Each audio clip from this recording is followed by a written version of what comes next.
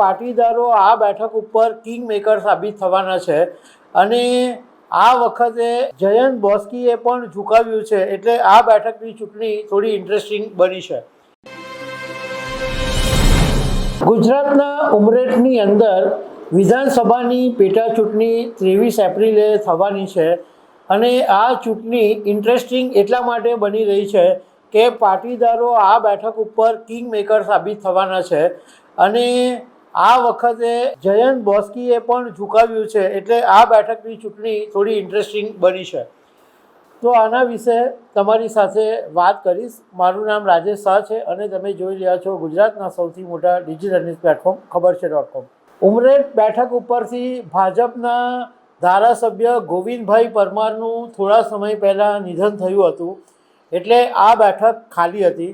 તો તાજેતરની અંદર ચૂંટણી પંચે ઉમરેઠની બેઠકની પેટા ચૂંટણી જાહેર કરી અને 23 એપ્રિલે મતદાન થવાનું છે. હવે આ વખતે ક્ષત્રિય વર્સિસ ક્ષત્રિયની લડાઈ છે, કારણ કે ભાજપે ગોવિંદભાઈના પુત્ર હર્ષદ પરમારને ટિકિટ આપેલી છે અને સામે કોંગ્રેસે ભૃગુરાજસિંહ પ્રતાપસિંહ ચૌહાણને ટિકિટ આપેલી છે. હવે ઉમરેઠની અંદર ટોટલ 2.74 લાખ મતદારો છે અને એમાંથી લગભગ 40% કરતાં વધારે ક્ષત્રિયો છે અને 20%થી 22% જેટલા પાટીદારો છે.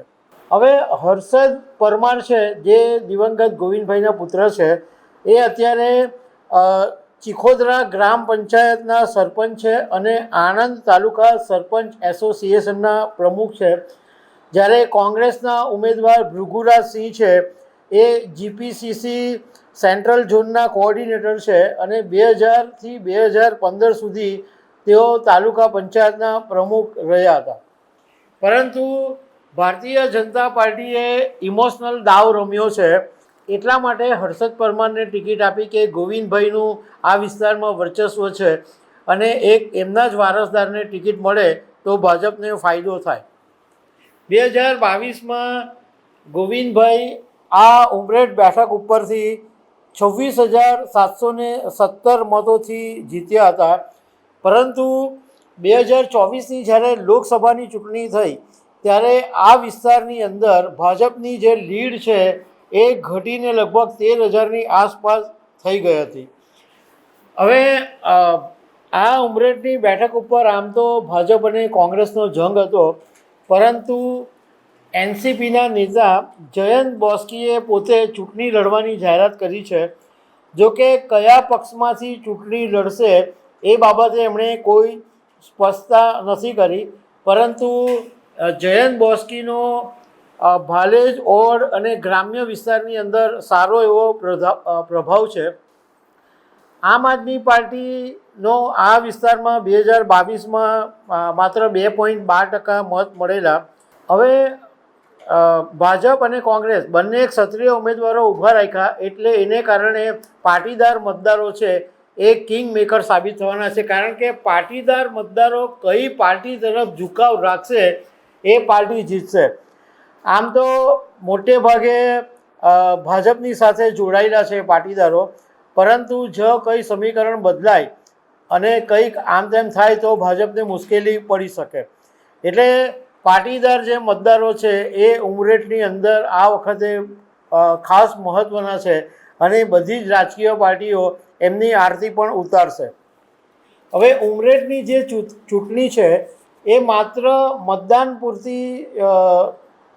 પૂરતી નથી, પરંતુ આની અંદર સામાજિક સમીકરણ, સહાનુભૂતિ, સ્થાનિક નેતૃત્વ, ગ્રાન્ટ લેવલની રણનીતિ, એને બધી કઠોર ટેસ્ટ બનવાની છે, કારણ કે ભાજપદારે વારસદાર કાર્ડ ખેલ્યું છે અને સંગઠન પર ભરોસો રાખ્યો છે, જ્યારે કોંગ્રેસે સ્થાનિક ચહેરો અને મુદ્દા આધારિત ચૂંટણી લડવાનો નક્કી કરેલું છે.